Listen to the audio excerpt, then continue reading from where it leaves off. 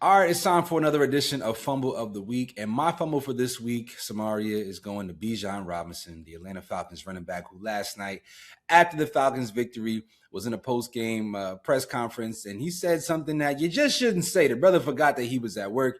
He referenced a game that he used to play as a kid and called it by the kid name. And in that environment, there was some offense by the LGBTQIA plus community. I'm so glad I know all those letters.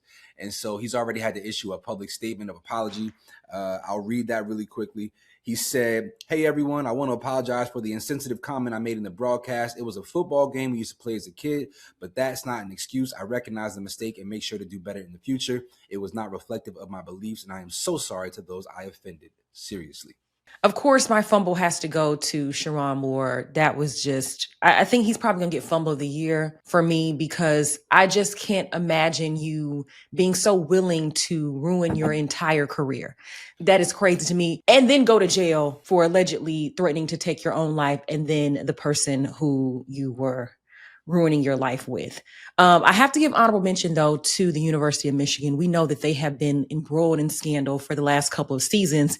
But for them to wait until after early signing day period did not sit well with me because you had all of those kids that signed thinking that they were going to play for Coach Moore and his coaching staff. You knew that you were going to fire him because this stuff, you've been investigating this for months.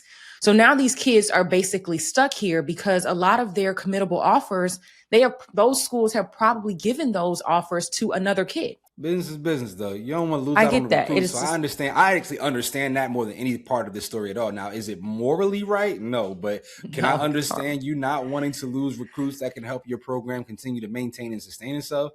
Yeah, this is a but how does that affect industry. you moving forward? I feel like it doesn't affect you well moving forward because people aren't going to trust you. These kids don't trust nobody anyway. They going where the money is going.